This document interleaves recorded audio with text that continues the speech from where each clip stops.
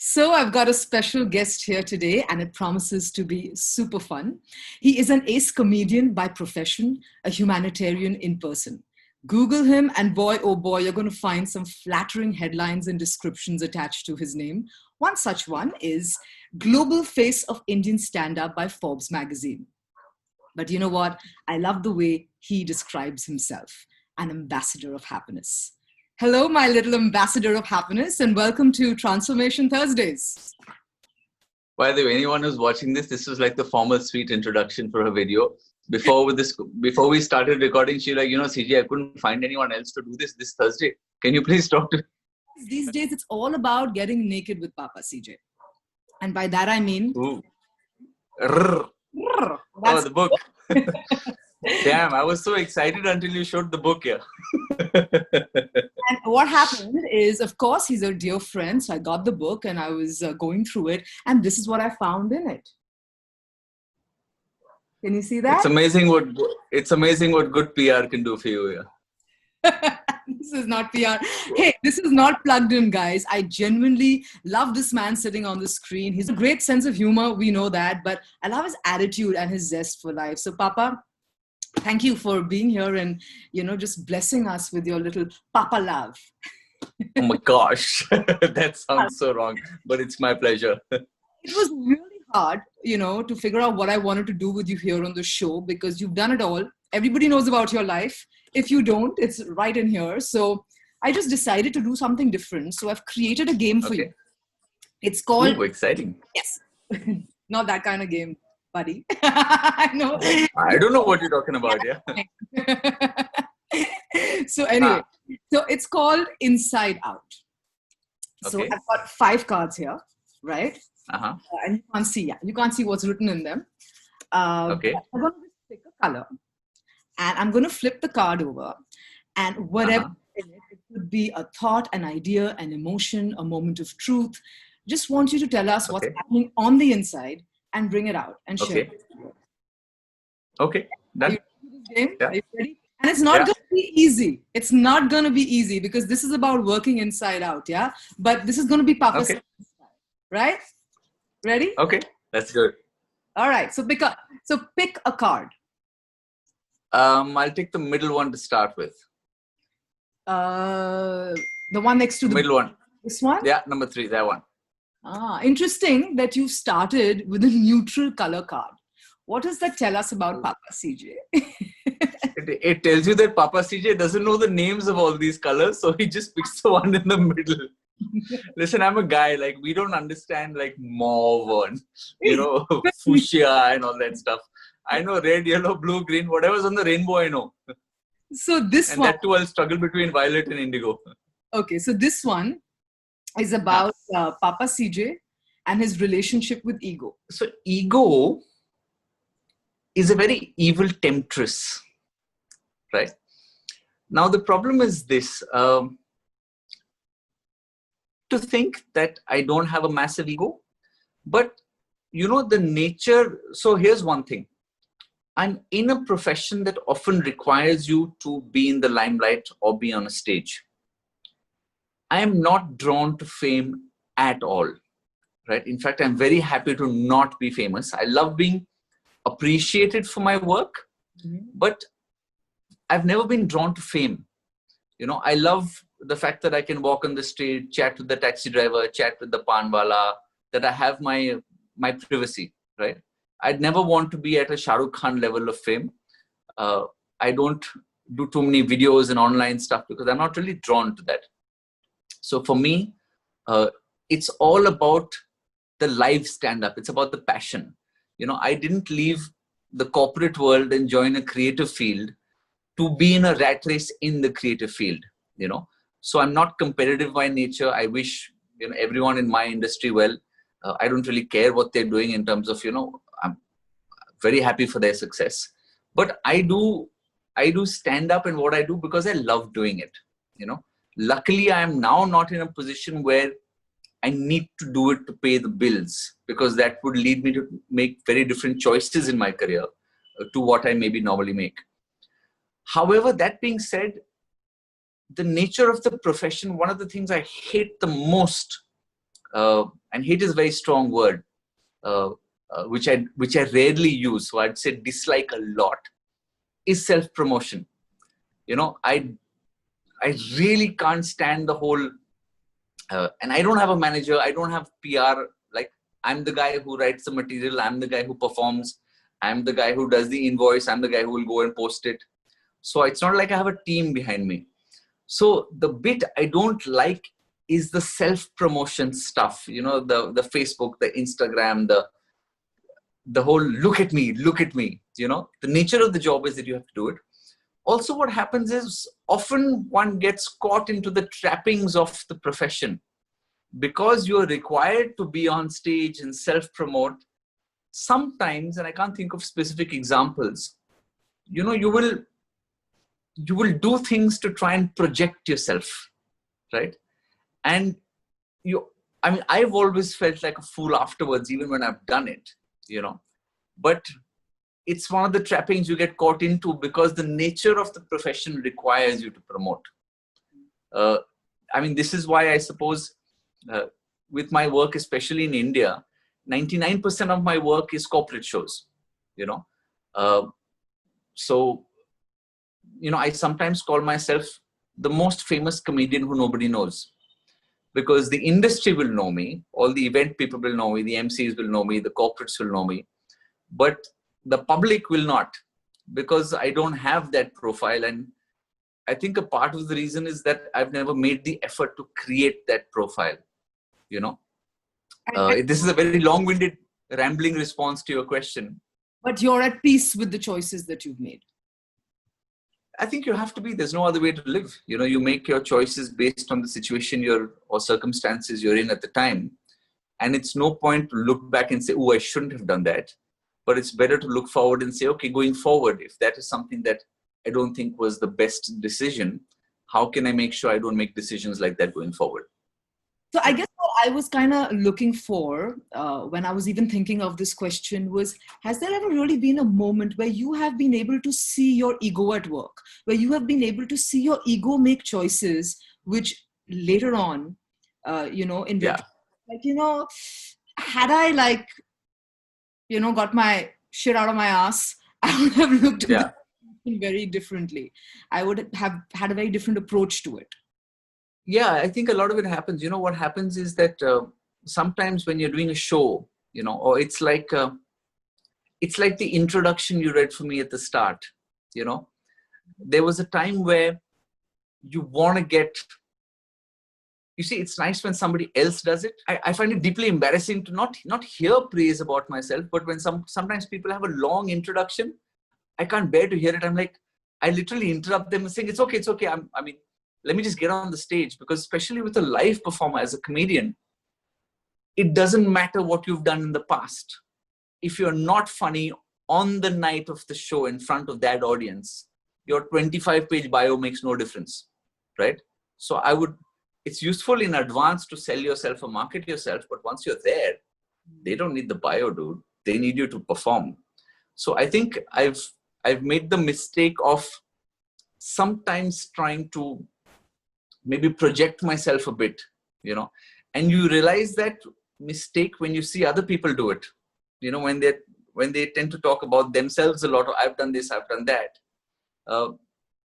And it's a trap, right? Because when you don't have a manager, when you don't have an agent, when you don't have somebody else who's promoting you, and let's say you're with a bunch of clients, you want them to know that, listen, I do stand-up, I do corporate training, I do hosting, I do leadership coaching, all of that kind of stuff. And yet when you say it, it just comes across like, oh God, come on, here's another guy talking about himself. So it's a bit of a trap, but there's a wonderful quote I read, which is, never let your ego get ahead of your talent.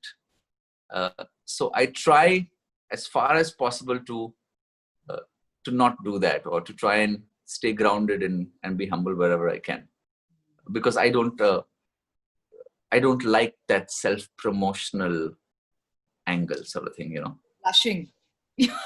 I'm rambling. It just feels weird. Yeah. Something that you said that was really interesting, and very quickly before we move on to the next question, Yeah. You talk about not being in the rat race, in the whole competition of Yeah. things. But do Yeah. you feel like today the nature of competition is also changing from being the I, the ego, the self to being collaborative and, uh, different people coming together and collaborating? Um, yes, but also you'll notice that when people collaborate, uh, it's still a. I mean, Amitabh Bachchan's not going to collaborate with me, right? Because it does nothing for him. So even when people do collaborate, they collaborate in a way that, uh, in many ways, is useful to them, helps them step up, or somebody of an equal, let's say, profile. You know. But yeah, I think collaboration is a wonderful thing to do because it introduces you to somebody else's audience and vice versa. And I don't, especially in the artistic fields, I don't know uh, if competition is a word that's very relevant, because with art, or like with stand-up comedy, it's very subjective, right? So for example, there's if you say a Russell Peters and a Chris Rock and a George Carlin, three very different people, you know. So it doesn't matter what Chris Rock is doing, either you like Russell Peters or you don't, because he has a certain style. So I think the effort needs to be, instead of trying to be better than anybody else, to be better than who you were yesterday.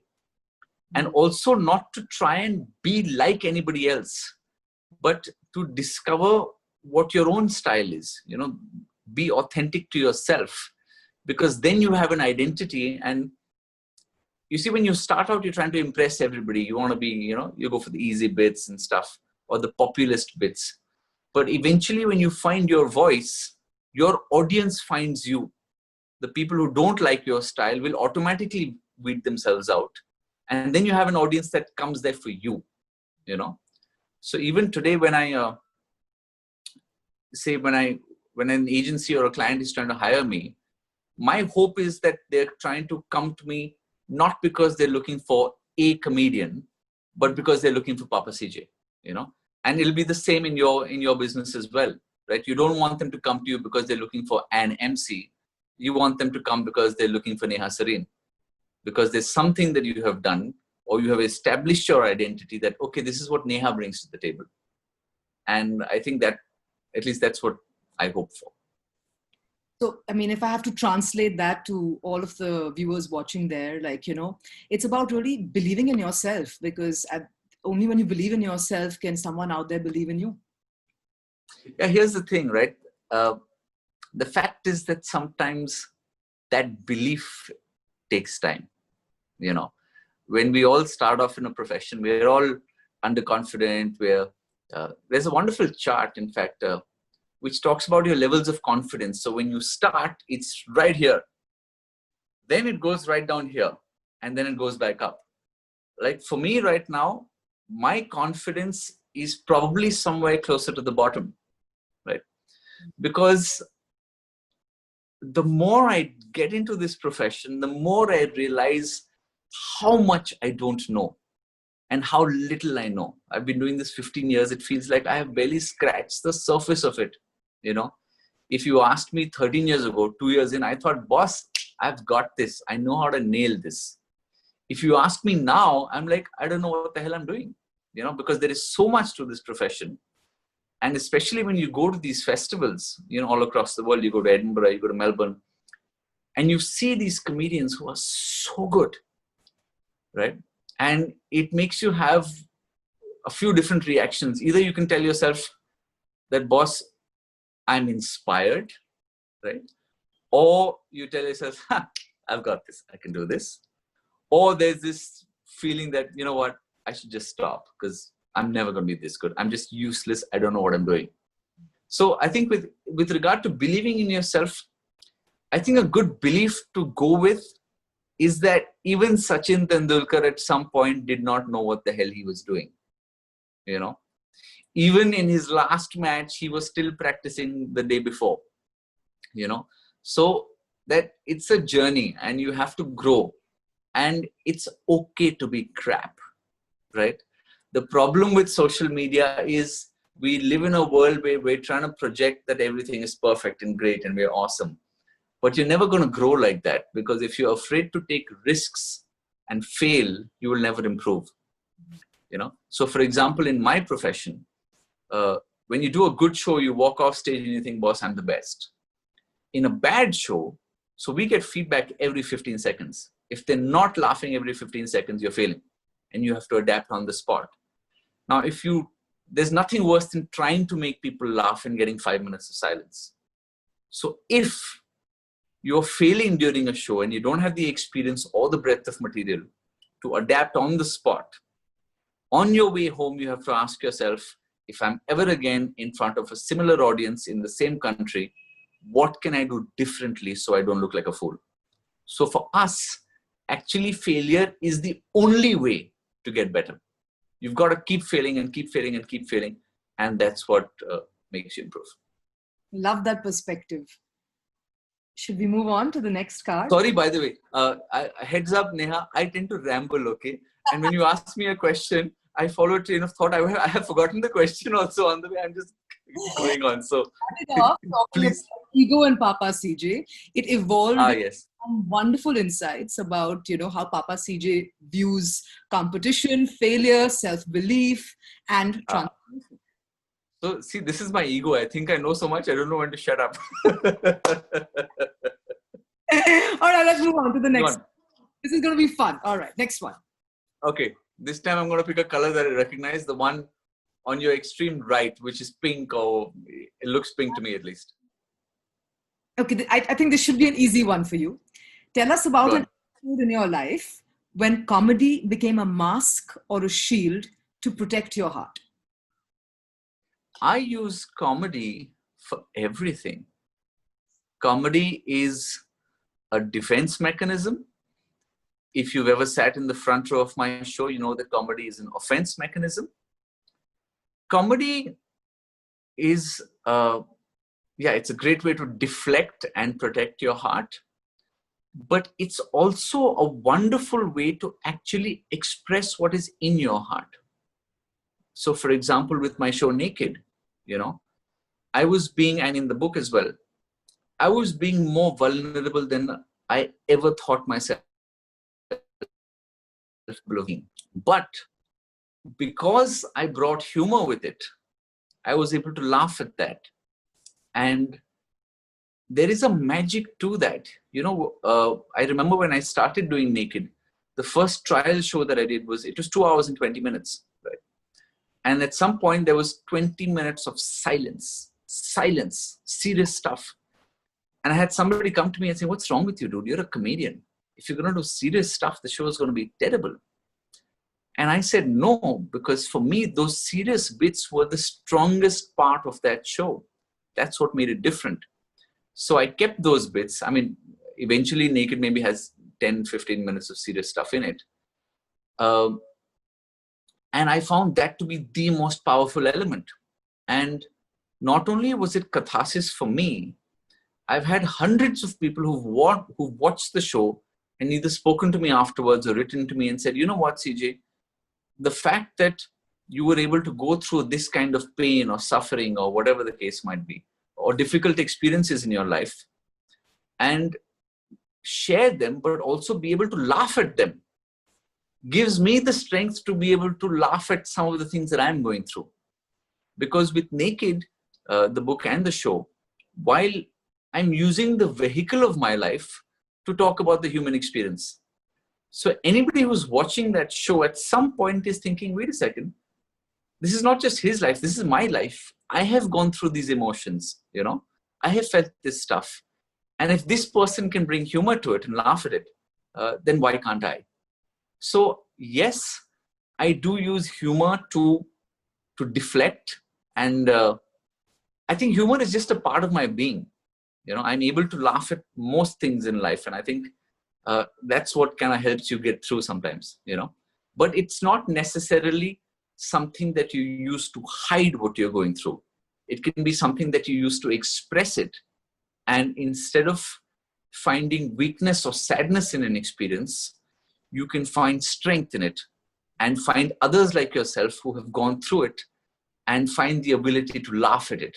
And that is a great way to be able to deal with pain or suffering or hardship.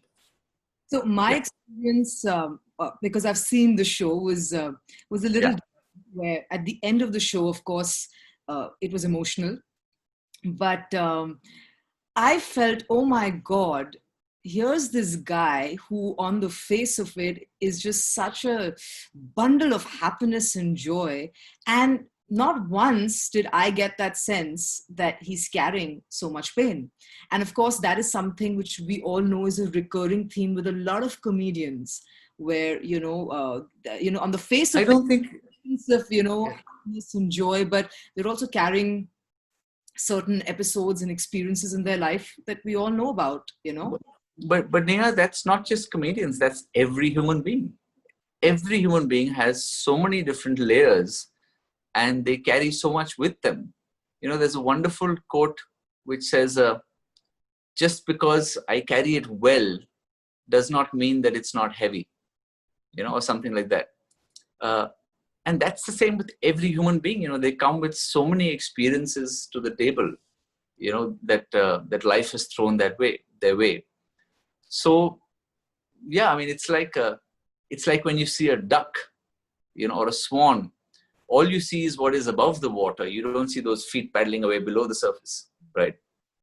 So I think if you can look at human beings like that, and it's not just comedians, there's this whole cliche thing that, behind, there's a Charlie Chaplin quote that I walk in the rain so that nobody can see the tears and stuff like that.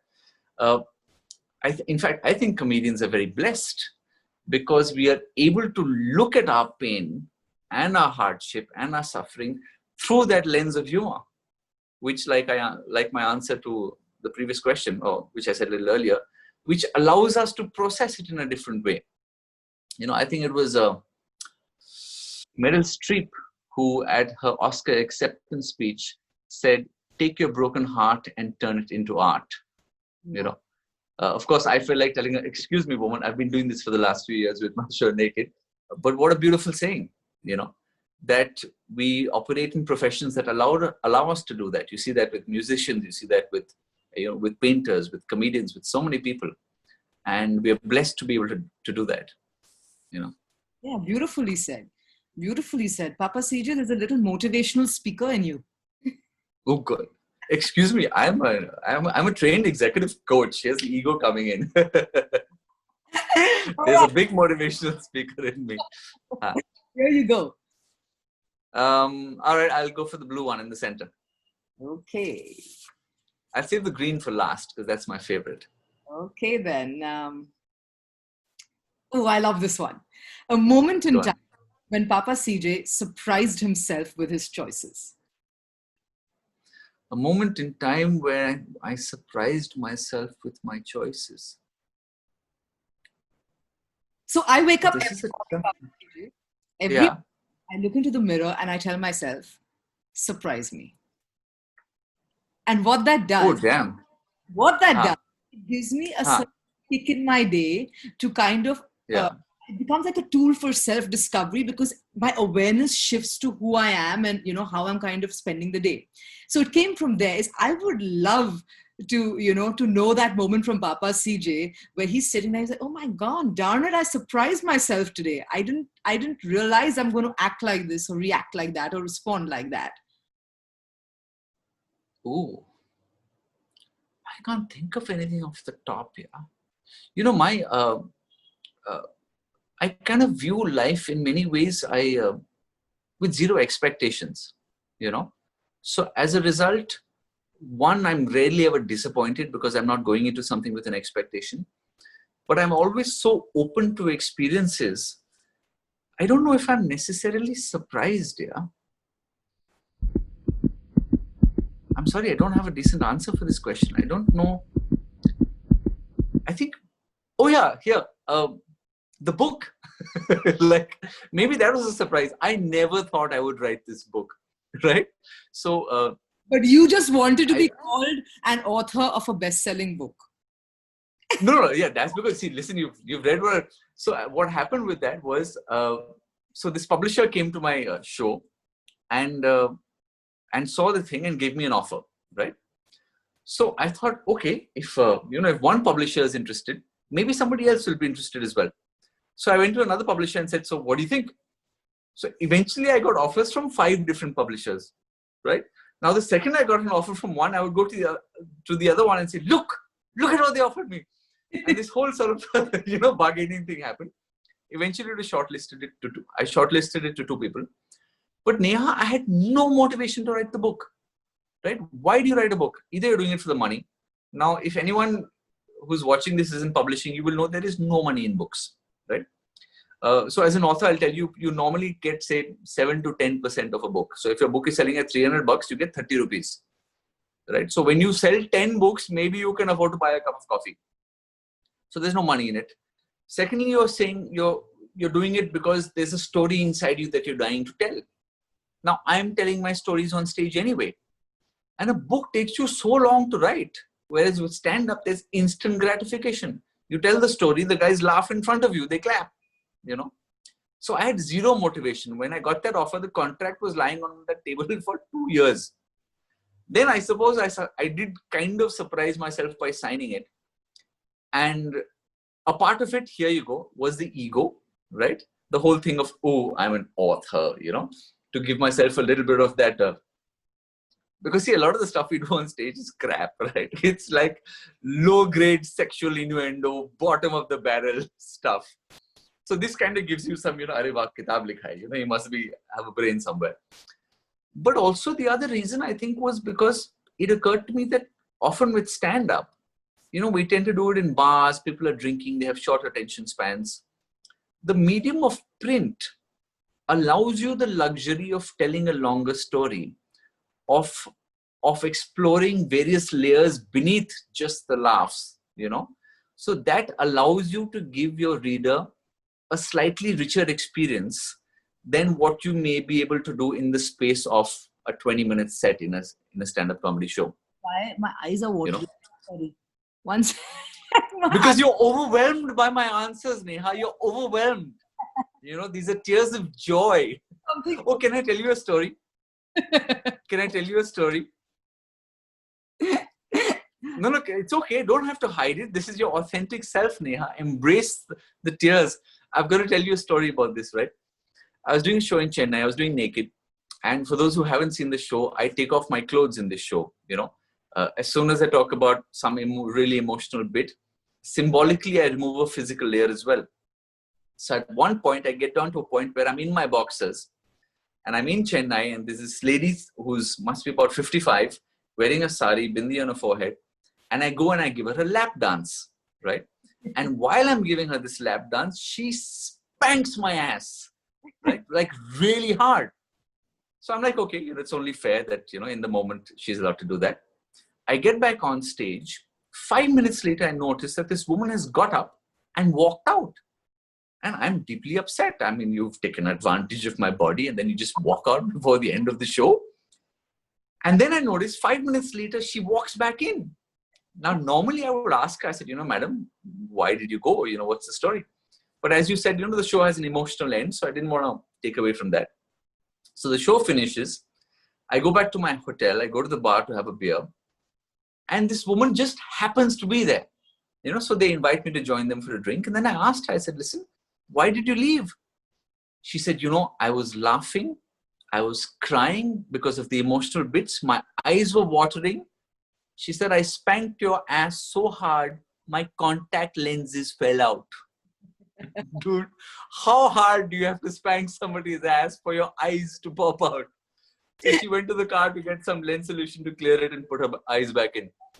Honest with you, I'm wearing mascara for the first time since the lockdown. Oh my gosh, I'm flattered.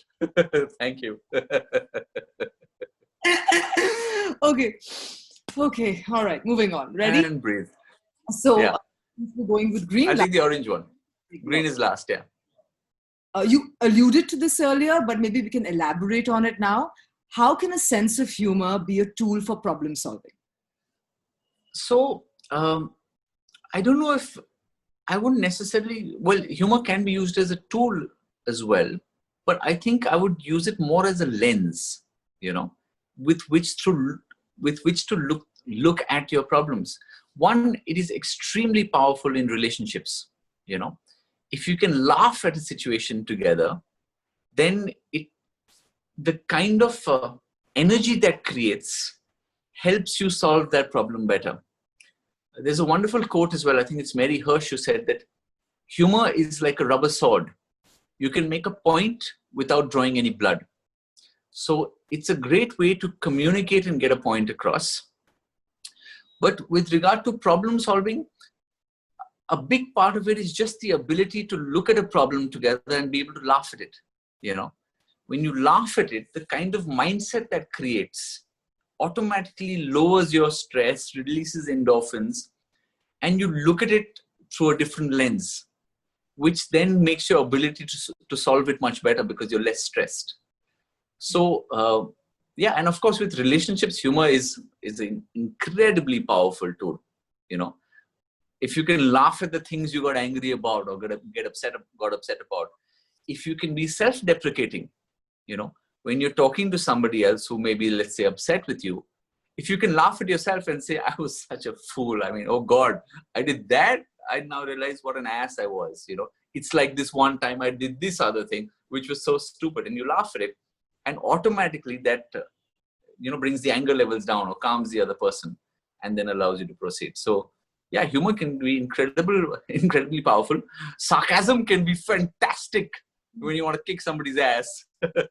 So if you have a problem with somebody and you want to destroy them, oh yeah, use humor. Yeah.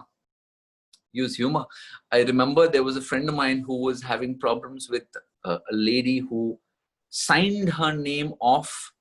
She was the treasurer of a building society, and she used to sign her name off at the bottom with the title says Mrs. India World 2005 or something like that, right? Which was so irrelevant to the discussion at hand because they were talking about the RWA and what was happening in the society.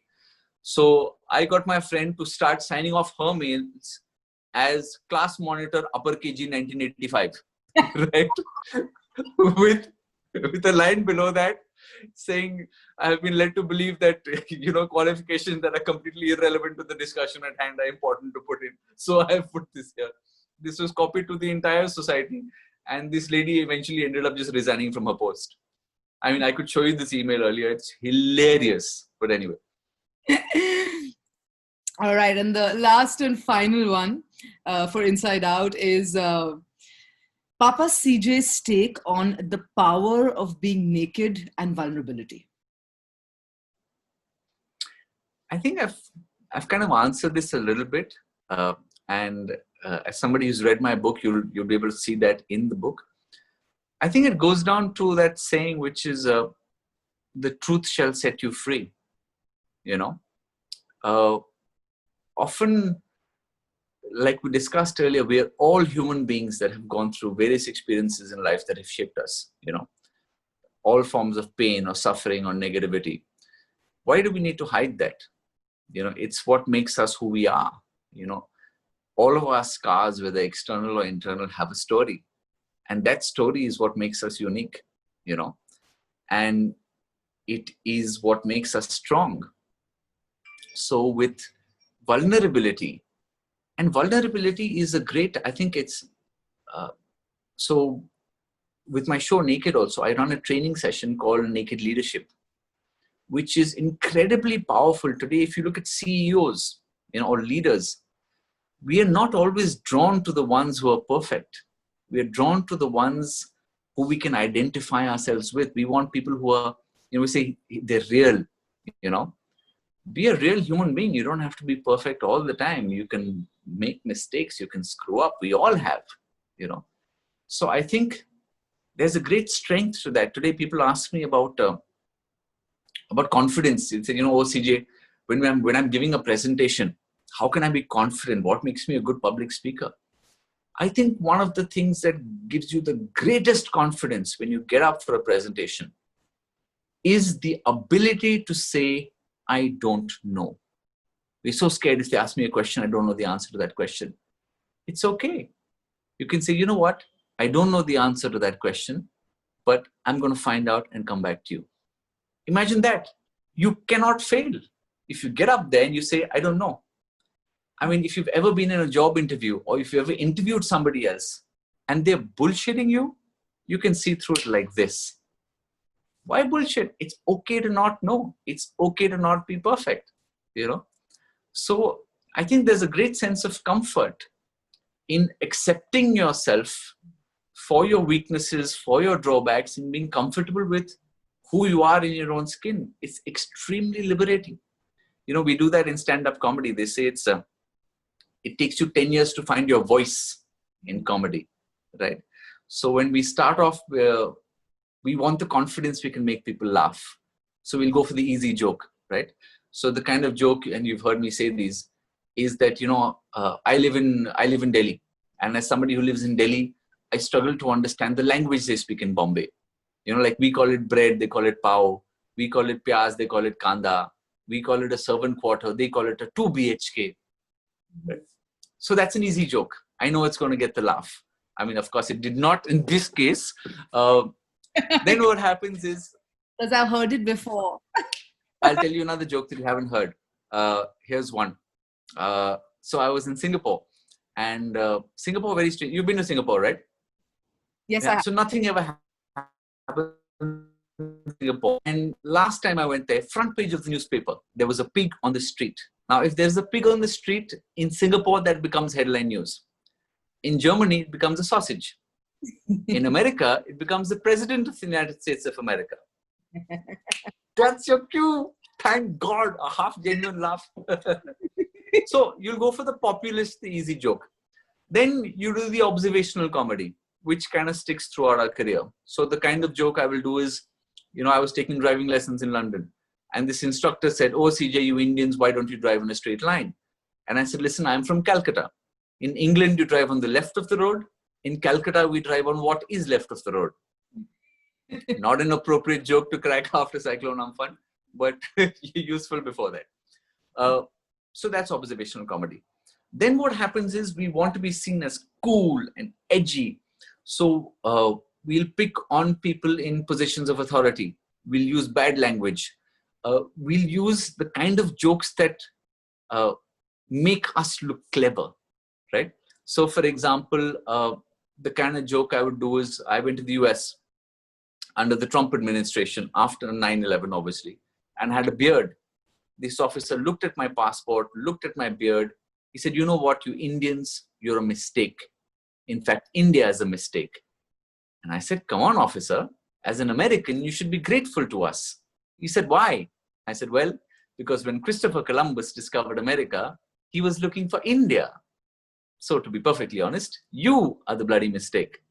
Right? Now here people are like, oh yeah, Christopher Columbus did discover, you know, But I think eventually what happens is once you get comfortable in your own skin, then we operate in a profession where there are no rules, no boundaries, no guidelines, no social norms. So the journey, I've always said this, that stand-up comedy or any other art form, it's an outward expression of an inward journey. So eventually the journey is inwards, you know. You've got to talk about the things that mean something to you, that you find funny, that you value. And when you become that authentic self, you know, when you're comfortable and naked and vulnerable and happy to open yourself up to the world, it's terrifying at the start, but it's also extremely liberating. And that's something that comes through in every single part of your life. Your friendships are now real, right? Because you're not at some page 3 party where like, oh, we must catch up, you know, it'll be love. And, you know, we've all been in these situations, right? But your friendships, your circles are real, are authentic people who are comfortable being honest with you because you're just so blatantly honest with them. And no matter what people say, they appreciate people who are real around them, you know, and that reflects in every part of your life. That it does. Thank you so much, Papa, for joining us here. I mean, you've given us so many little gems and pearls of wisdom that I think... oh my gosh, too much. Yeah, too much. So before, like, you know, I flatter you anymore, because Listen, I made you cry, okay, on your own interview. Yeah, I mean, who would have thought? This is a great advertisement for a single guy, right? Hey, ladies, chat with Papa CJ for half an hour. He will ruin your mascara and make you cry. Love you, buddy. Thank you so much. Thank you so much. Thanks, Baba. Thank you so much. All the best. See you. Bye.